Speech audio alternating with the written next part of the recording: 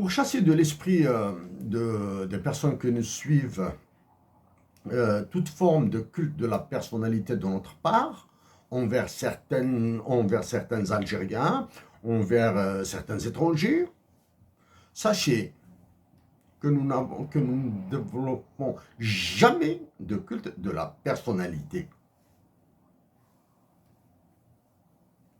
Il y a des personnes que nous aimons pour ce qu'elles sont, pour ce qu'elles font, pour la patrie. Hein. Il y a des personnes que nous adorons pour ce qu'elles ont fait, même si nous présentons des divergences avec elles.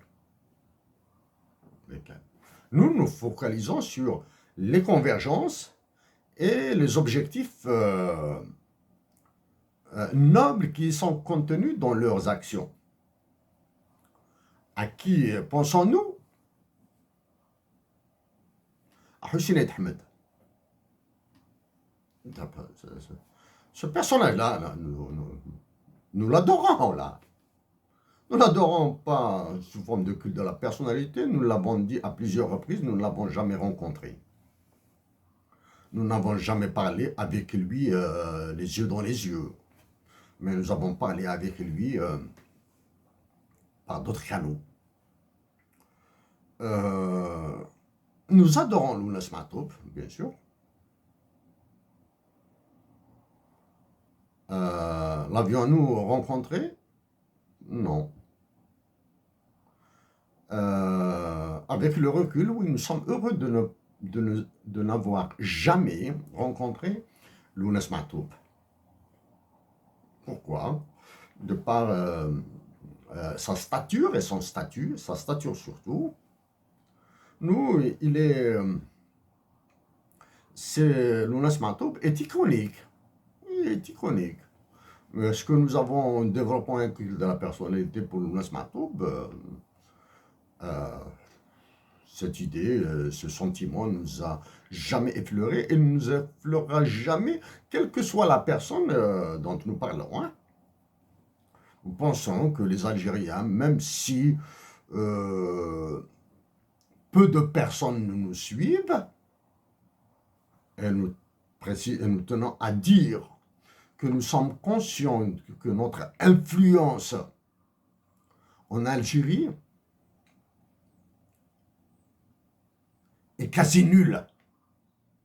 Nous sommes conscients que ce que dit Cherif Aïssat, que ce que fait Cherif Aïssat, que ce qu'écrit Cherif Aïssat, quasiment nul d'effet, nul d'impact. Nous sommes conscients. Mais pourtant, nous avons continué, nous continuons et nous continuerons. Parce que c'est notre part que nous faisons. Comme l'ont fait Hussein Ahmed, Lounes Matoub et d'autres. Hussein Ahmed, nous le répétons pour sa mémoire. Il a 3 qualités. C'est un génie. Ça, c'est un génie. C'est l'homme qui voyait les conséquences sur 50 ans, sur un siècle. Ça, c'est le côté génie. Côté révolutionnaire.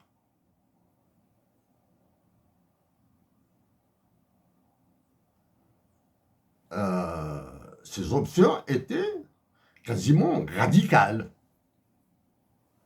Tout en pensant à la paix et à l'union, à la solidarité de la nation algérienne. Mais il était un révolutionnaire radical.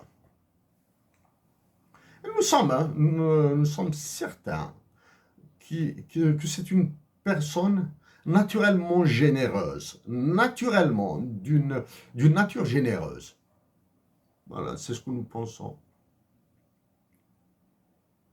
Il y a bien sûr il a ce côté utopiste, d'utopiste, c'est-à-dire de rêveur. Est-ce qu'il était un peu dystopiste ou nous pensons que oui? Si. Même chose pour Lounas Mahtoub. C'est un génie dans l'art, ça.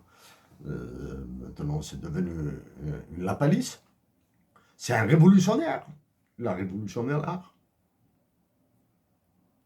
À la différence de Hussein Aid Ahmed,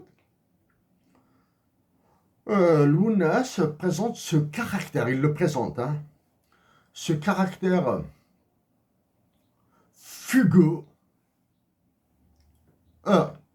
fougueux et de passionné.